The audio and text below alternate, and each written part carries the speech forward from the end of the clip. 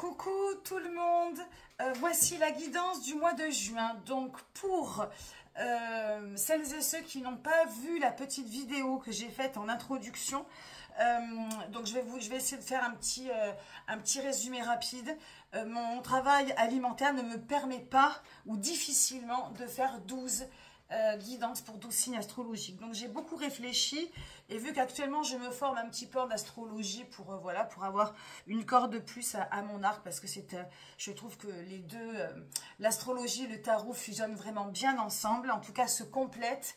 Hein, voilà, pour moi, ce sont deux outils vraiment formidables pour nous apprendre à comprendre, à vivre en conscience, à observer, à analyser, et puis tout simplement, j'ai envie de vous dire, à kiffer l'instant présent. Hein, on a trop tendance à vivre sur le passé ou à se projeter sur l'avenir, et la vie, elle est courte et elle est maintenant. Donc tout ça, c'est un entraînement, et les cartes et l'astrologie ou d'autres choses, hein, ça peut être la méditation, le yoga, peu importe, même un sport, un art, c'est vraiment d'apprendre à le vivre dans l'ici et maintenant. Donc, j'ai décidé de travailler sur un axe, c'est-à-dire votre signe, qu'il soit ascendant ou votre signe solaire, et donc de travailler son opposé. Donc, si vous êtes bélier, ça sera bélier-balance. Si vous êtes taureau, ça va être l'axe taureau-scorpion. Évidemment, si vous êtes scorpion, on va travailler l'axe scorpion-taureau. Pourquoi? Parce que dans le signe opposé, on a chacun un signe opposé, et c'est dans le signe opposé que nous allons trouver une harmonie, un équilibre. Voilà. Je ne vais pas trop épiloguer, pour pas que ça soit trop long. Déjà, c'est un peu long, mais c'est pas grave. Voilà, donc donc je vais vous parler de chaque polarité positive et négative. Si vous voyez que vous êtes plutôt dans la polarité basse, eh bien le but c'est de renverser la vapeur et de évidemment essayer de basculer sur l'énergie positive. Donc on va aller voir un petit peu ce qui se passe dans l'énergie inspiratrice, l'énergie qui va venir vous tirer vers le haut, l'énergie extérieure, c'est la 3 de coupe. 3 de coupe, on va être plutôt dans l'émotion, le sentiment, l'amour, l'amitié, quelque chose de dispersé, quelque chose de léger, quelque chose de pas prise de tête. On va peut-être avoir envie de profiter de la vie, de s'ouvrir. On sort d'un cycle de matière, d'un printemps assez intense. Et cette ère du Gémeaux, elle vient, en tout cas pour les taureaux et les scorpions, hein, que vous soyez signe solaire, ascendant, etc., c'est comme un bouchon de champagne qu'on va venir déboucher, pouf, et qui va venir faire sortir des émotions qui vont peut-être partir dans tous les sens, mais qui va être bon à vivre. Donc, pour moi, cette carte représente l'encre dans laquelle vous allez y puiser votre inspiration, dans laquelle vous allez pouvoir écrire votre livre. C'est dans la légèreté, la fête. Alors quand je dis la fête, c'est vraiment d'être vraiment dans un lâcher prise émotionnel, dans quelque chose vraiment de léger, d'amical. Et puis voilà, de faire attention peut-être à ne pas trop vous disperser, mais voilà, l'heure est à l'ouverture. L'heure est à l'ouverture. Alors, dans l'humeur générale, ce qui est intéressant, c'est donc ça, c'est le 3 de coupe. L'humeur générale, c'est la 4 de coupe. La 4 de coupe qui représente la stabilité, le foyer, qui représente la famille, la maison. C'est quelque chose de stable. C'est les 4 pieds d'une chaise, les 4 angles d'un carré. C'est un appui émotionnel sur lequel vous pouvez vous baser, et peut-être que c'est cette zone de confort qui est rassurante pour vous, mais qu'il va falloir peut-être dépasser. Peut-être que cette carte aujourd'hui représente quelque chose qui vous convient, mais ça peut être aussi quelque chose de redondant, quelque chose qui tourne en rond, une situation qui tourne en rond, un métro boulot dodo émotionnel. Hein, donc ça, c'est un petit peu le thème de la guidance.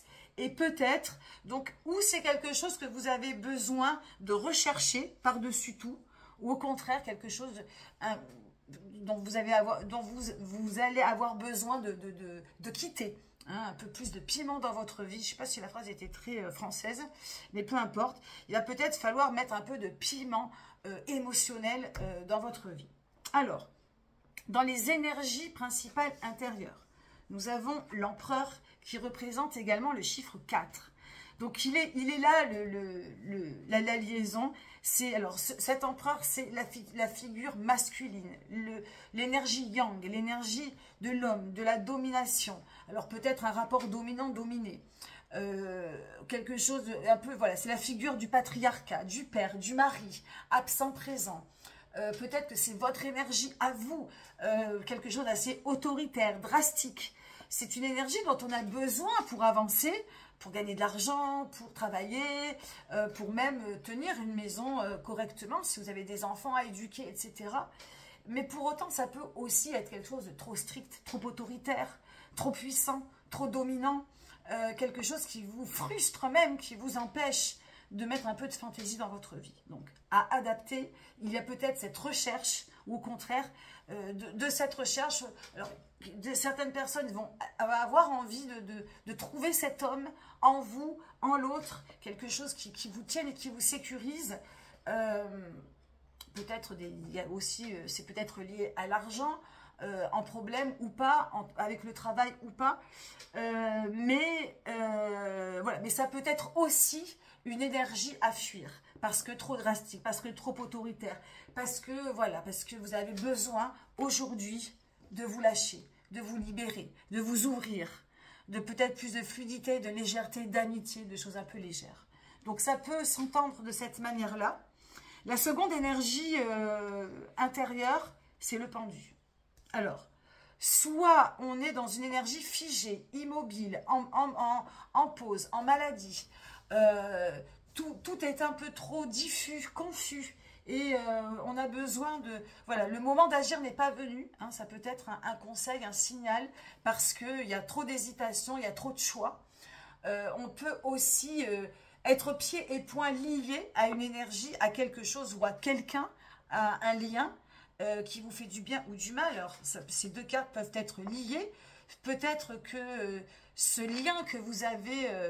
nouer et peut-être avec vous-même, un contrat avec vous-même, peut-être quelque chose qu'il va falloir peut-être couper. Hein, c'est pour moi cette énergie drastique, elle vient avec cet immobilisme aujourd'hui qui vous empêche d'avancer, qui vous empêche de bouger, qui vous empêche de vivre. Alors jusqu'après, et en plus, c'est pas une position très confortable d'avoir la tête à l'envers. Alors, pareil, on peut être dans une énergie figée, on peut avoir besoin aussi de se mettre en stand-by, de voir les choses sous un nouvel angle. On peut avoir besoin de silence, de méditation. On peut avoir besoin de comprendre. Voilà, le pendu, il fait penser aussi à l'arbre généalogique. On peut avoir, voilà, on peut être dans des recherches un petit peu personnelles, voilà, généalogiques ou autres. Hein, c'est un moment un peu pour soi. Mais voilà, on peut aussi, comme je vous le disais, avoir envie de briser, de casser cette immobilité, pour pouvoir sortir de votre zone de confort et pour aller vers un peu plus de légèreté. Hein, donc là, on a un lien entre les cartes, parmi toutes les énergies que je vous ai citées, à vous de faire un petit peu votre histoire dans ce qui vous parle et ce qui ne vous parle pas, que vous soyez évidemment taureau ou scorpion. Alors, pour ce qui est de l'énergie sentimentale, l'énergie donc affective, c'est le 10 d'épée. Le 10 d'épée, là, il est sorti à l'envers. Je vais sortir, pardon, j'ai un chat dans la gorge. Je vais vous sortir l'énergie à l'endroit et à l'envers. Le 10 d'épée, on est en fin de cycle. On est en fin de cycle, mais alors si on est en fin de cycle, tout est fluide. On est sorti d'une grande communication, tout est fluide, tout est bien. Et puis, l'as d'épée fait, pardon, pas l'as d'épée, le 10 d'épée fait place à l'as de coupe. Fait place justement à quelque chose de nouveau qui va repartir avec beaucoup d'émots, d'affectivité, d'amour, d'émotion, etc. Là, ça peut être aussi que la communication est rompue. Le 10 d'épée, la situation n'arrive pas à avancer. On est dans une impasse, on refuse d'écouter l'autre, hein, parce que le 10 d'épée, le 9 d'épée, c'est l'écoute de l'autre. On commence à sortir de son mental, de ses propres pensées, pour apprendre à écouter l'autre. On entend l'autre. D'un seul coup, on découvre d'autres choses, on commence à considérer l'autre, à considérer son jugement, à considérer ce qu'il dit, et du coup, eh bien, ça ouvre des portes sur le cœur. puisqu'on est à même à écouter l'autre, on est à même à l'aimer. Là, le 10 d'épée, il peut demander de la communication, il peut fermer les portes. Il y a donc l'idée de refuser l'autre, il y a l'idée d'impossibilité de communiquer, de rejet, de choses qui ne passent pas, de courants qui ne passent pas, de discussions qui ne passent pas. Alors, à adapter avec le conjoint, avec le copain, la copine, les amis, la famille, avec le travail, avec vous-même. Pour moi, l'énergie sentimentale, c'est une énergie générale. Donc, à vous d'adapter. Et évidemment, essayer de renverser la carte afin que déjà la communication, l'écoute revienne pour pouvoir entendre ce que l'autre a à vous dire et pouvoir réguler et faire donc du coup rentrer l'amour ou l'amitié. Hein, donc c'est pour ça qu'il y a peut-être peut-être besoin de ce temps de pause, peut-être besoin de couper le lien. Alors pas le couper, de retrouver une certaine communication. Il y a peut-être des choses là trop redondantes, trop serrées, trop fermées, trop drastiques. Et une communication est peut-être nécessaire, si toutefois tout est lié. Nous avons dans l'énergie professionnelle ou matérielle un autre 10. Alors, c'est que le mois de juin peut être donc du coup en transition. On est en train de valider des choses, qu'elles fassent mal ou pas, qu'elles fassent du bien ou pas. Voilà, il y a une transition qui se fait tout au long du mois de juin et qui devrait, pour le mois de juillet, ouvrir sur de nouveaux cycles, d'ouvrir sur de nouvelles énergies. Ce 10 de denier dans la matière, alors on est dans la matière, normalement le 10 de denier, il vient après le l'as de bâton, quelque chose de plus créatif, de plus instinctif. On s'est rendu compte qu'on n'avait plus besoin de matière, on n'a plus besoin de choses concrètes, on n'a plus besoin de richesse extérieure. En fait, on est en train de créer une richesse intérieure. Donc, pour vous la faire plus simple, dans le domaine du professionnel, on est peut-être arrivé au bout de quelque chose. Alors, au bout d'un travail, au bout d'un certain labeur, donc il y a peut-être aussi beaucoup de fatigue accumulée, donc il y a peut-être besoin de vacances, tout simplement, hein. En plus les grandes vacances arrivent, donc on se sent peut-être acculé, on a peut-être aussi fini une année d'études, on a peut-être fini une année sportive, il y a un rapport de toute façon entre le corps et la matière, le corps et le travail, le corps et une activité qui peut être très positive. Hein, donc on va peut-être voir un peu plus de repos, hein, se mettre peut-être un petit peu en stand-by pour reposer un petit peu tout ça. Donc encore une fois, il y a peut-être des vacances au bout. Ça peut être aussi un bilan plutôt positif ou au contraire une impossibilité à faire un deuil, une impossibilité à passer le cap, un redoublement. Vous séchez peut-être sur des choses que vous n'arrivez pas à faire parce que peut-être trop de fatigue, peut-être trop de tension. Hein, peut-être que cette figure représente un patron dur ou mauvais, exigeant, ça peut tourner d'une manière positive ou d'une manière négative. En tout cas, ce qu'il faut comprendre, c'est que vous êtes arrivé au bout, que ce soit positif ou négatif, au bout de quelque chose qui va normalement évoluer vers un nouveau cycle. Pour donc le piège à éviter, donc la reine d'épée. Alors la reine d'épée, c'est comme je le dis souvent, donc l'énergie est de 3, 4, 5. Hein, on est encore dans l'énergie du 4, surtout dans le 4 de coupe. Et aussi l'énergie un peu de l'empereur qui reste un petit peu serrée. La reine d'épée, elle a peur. Elle a peur de penser différemment. Elle a peur peut-être de prendre des risques. Elle reste sur ses acquis. Elle touche son ventre, elle touche comme si elle touchait un petit peu ce qu'elle a, ce dont elle pense. Elle est un petit peu en réserve. Elle est timide, elle n'ose pas.